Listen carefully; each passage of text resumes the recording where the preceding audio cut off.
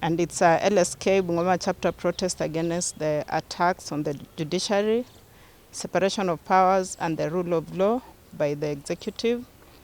The judiciary is a legitimate and constitutional arm of government in Kenya, just like the executive and the legislature. And for that to exist a democratic and properly functioning government, there has to be independence between the three arms of government. And this independence must be jealously guarded by all the stakeholders, including even the press and the public at large, because any attack, then it also attacks the democracy of the country. It's on this note that LSK Bungoma chapter boldly come out to join the nationwide peaceful demonstrations in protest against the recent attacks by the president against the rule of law and the separation of powers. The said attacks are likely to undermine public confidence and legitimacy of the vital institution in any democratic state that Kenya is or ought to be. As we are all aware, the courts make decisions based on pleadings drawn by the parties, facts and evidence presented by the parties, submissions, and the applicable law in the circumstances. And they all work together. So it's not just basing on one thing. And blatant breach and or contravention of provisions of the law will obviously be condemned by courts.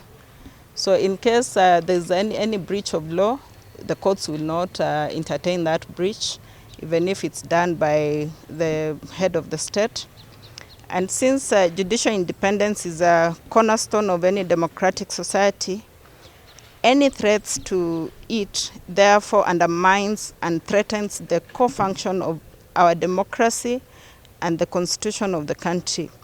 If indeed there is corruption in the judiciary as alleged by the president, then there are proper and effective ways of dealing with it through reporting, a thorough and swift investigation, charging of the subjects, and conviction.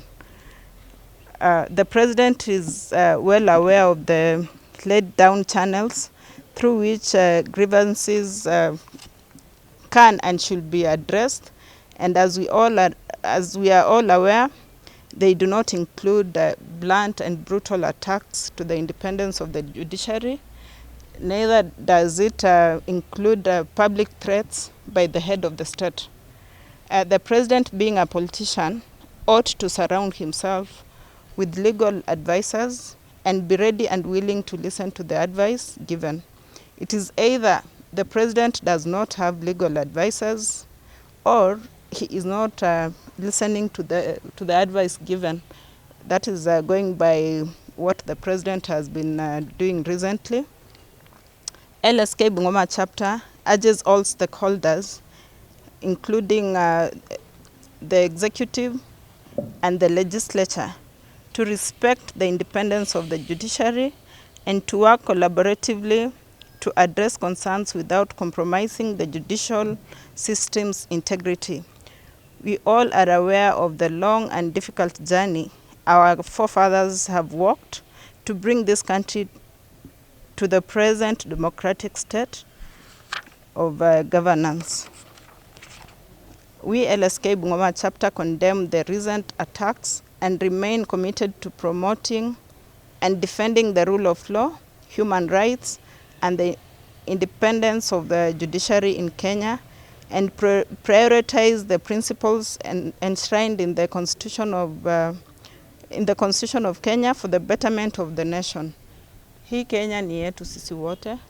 It is upon us to all rise up and fight against anything that will go against the democracy of the country.